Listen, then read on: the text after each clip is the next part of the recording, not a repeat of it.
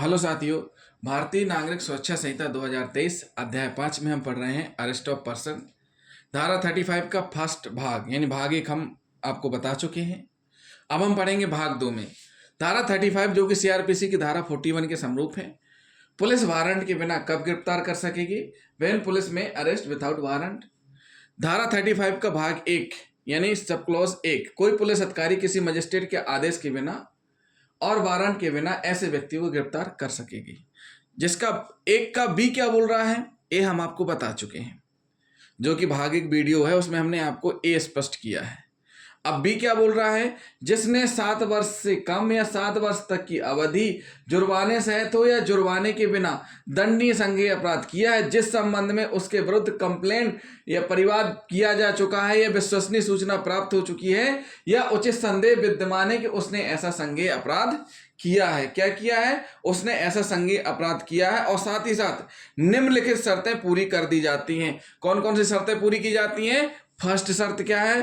Police अधिकारी के पास ऐसे परिवाद, सूचना या संदेह के आधार पर यह विश्वास करने का कारण है कि उस व्यक्ति ने उक्त अपराध किया है।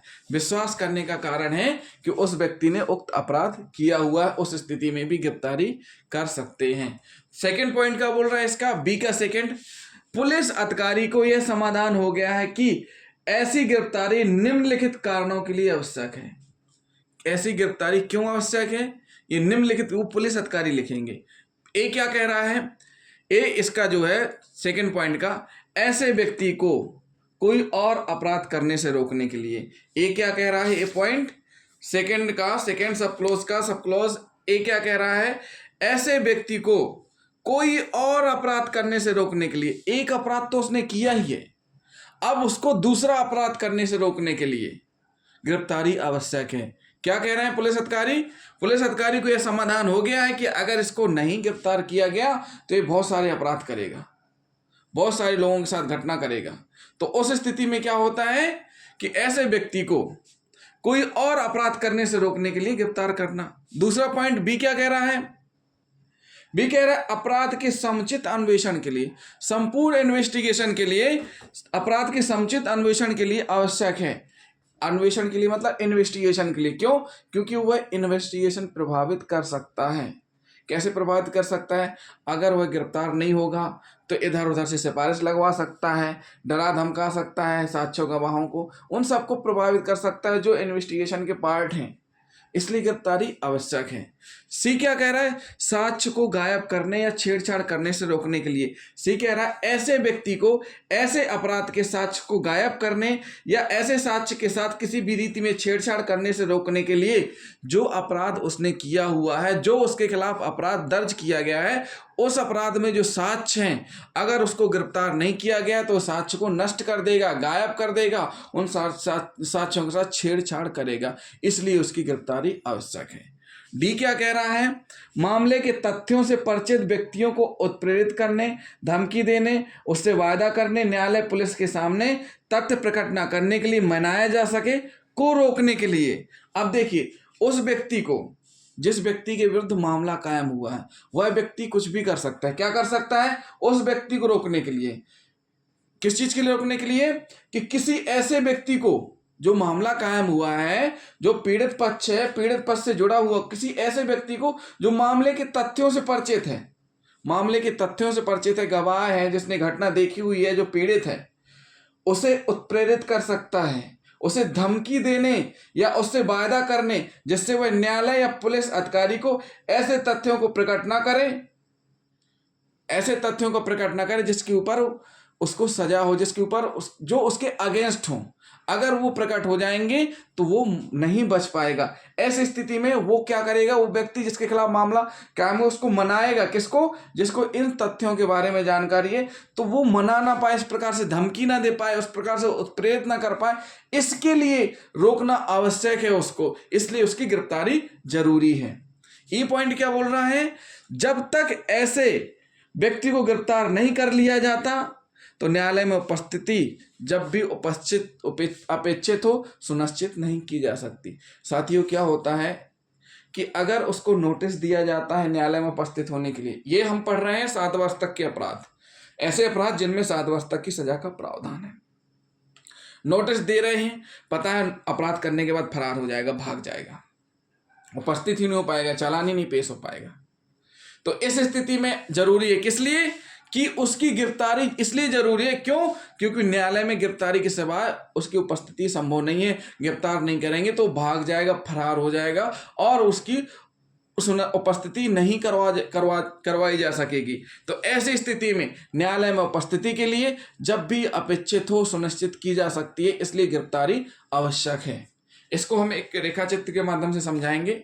एक व्यक्ति है जिसके खिलाफ एफआईआर दर्ज हुई है, एक व्यक्ति है जिसके खिलाफ एफआईआर दर्ज हुई है, उसको गिरफ्तार करना है नहीं करना है पुलिस अधिकारी के ऊपर डिपेंड है। तो इसी में कहा गया है कि और पुलिस अधिकारी ऐसी गिरफ्तारी करते समय अपने कारणों को लिखेगा। जो भी पुलिस अधिकारी गिरफ्तार करेगा वो सब इन कारणों को लिखेगा कि क्यों वह गिरफ्तार कर रहा है, उसको लिखना पड़ेगा। परंतु कोई पुलिस अधिकारी ऐसे सभी मामलों में जहां व्यक्ति की गिरफ्तारी अपेक्षित नहीं है, गिरफ्तार न करने के कारणों को भी लेखबद्ध करेगा। क्या करेगा कि गिरफ्तार न करने के कारणों को भी लेखबद्ध करेगा कि क्यों गिरफ्तारी नहीं की है उसकी, क्यों उसको नोटिस दिया है, उसके कारण भी लिखेगी। तो देखिए साथियों, होता क्या है, एक एफआईआर दर्ज हुई है।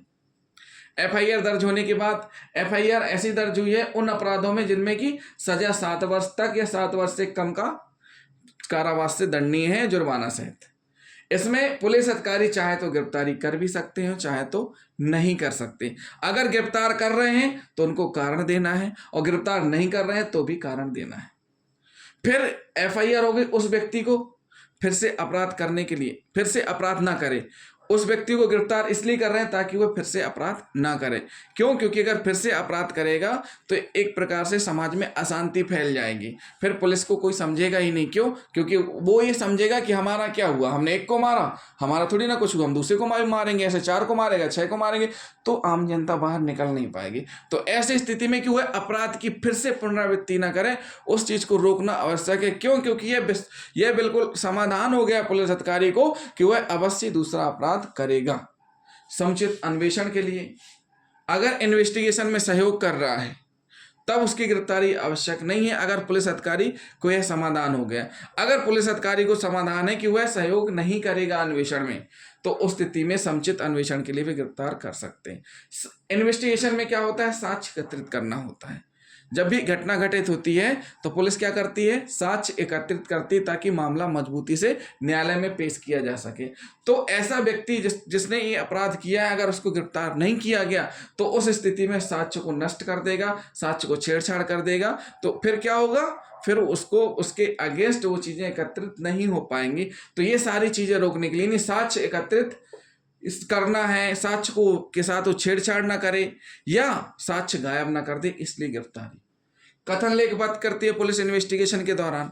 अगर उस व्यक्ति की गिरफ्तारी नहीं की गई, एफआईआर हुई है, पीड़ित है, अब पीड़ित थाने तो कंप्लेन कर गया, अब जरूरी नहीं कि उसी टाइम में ही सबके कथन एक ही टाइम में लिख लिए जाएं, क्योंकि एफआईआर होना, मेडिकल होना, ये सारी चीजें होती हैं। तो अब जब भी पुलिस कथन लेखबद्ध करना चाहती है या उसके न्यायालय में कथन कराना चाहती है 164 के, तो वो क्या कर सकता है, उनको इस प्रकार से उत्प्रेरित कर सकता है, भय में डाल सकता है या उनसे ऐसे वायदे करवा सकता है कि वो जो तथ्य हैं अपराध से संबंधित वो पुलिस को ना बताएं, ना ही न्यायालय को बताएं जब उनके न्यायालय में बयान हो।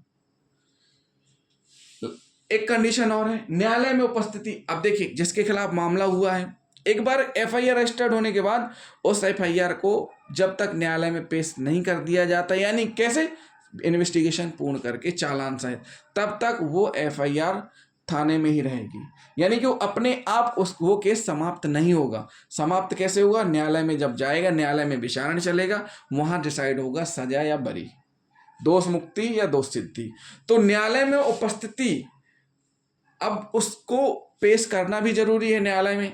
अब आपने नोटिस दे दिया, उपस्थित ही नहीं हो रहा है, तो पुलिस अधिकारी को यह समाधान हो जाता है कि ऐसा व्यक्ति उपस्थित नहीं होगा। कहाँ, न्यायालय में। तो उस स्थिति में भी उसकी गिरफ्तारी करते हैं। जहां यह समाधान होता है कि नहीं, यह उपस्थित हो जाएगा, आ जाएगा, उस स्थिति में गिरफ्तारी नहीं करते हैं। इन्वेस्टिगेशन कंप्लीट होता है, चालान तैयार करके पेश किया जाता है, फिर उसके बाद ट्रायल चलता है, चार्ज लगता है, चार्ज के बाद ट्रायल की प्रोसीडिंग होती है। तो साथियों, ये क्या हुआ, भाग 2। हमने आपको बताया क्या कि पुलिस अधिकारी मजिस्ट्रेट के आदेश के बिना और वारंट के बिना कब गिरफ्तार कर सकता है? जब पुलिस को विश्वास हो जाए कि उसी के, ये क्या विश्वास हो जाए? विश्वास करने का कारण है कि उस व्यक्ति ने उक्त अपराध किया है। दूसरी कंडीशन कि पुलिस अधिकारी को यह समाधान हो जाए कि उसकी गिरफ्तारी किन कारणों से करनी है। वो 5 कारण हमने आपको बता दिए हैं। तो जिन साथियों ने अभी तक हमारा चैनल सब्सक्राइब नहीं किया है तो हमारे चैनल को सब्सक्राइब कर लें और वीडियो को लाइक और शेयर करना ना भूलें। थैंक यू दोस्तों।